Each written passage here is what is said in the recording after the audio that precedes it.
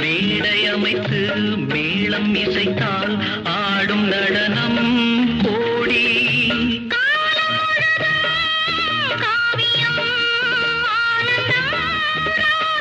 இனி எந்த தடையும் இல்லை என்னால்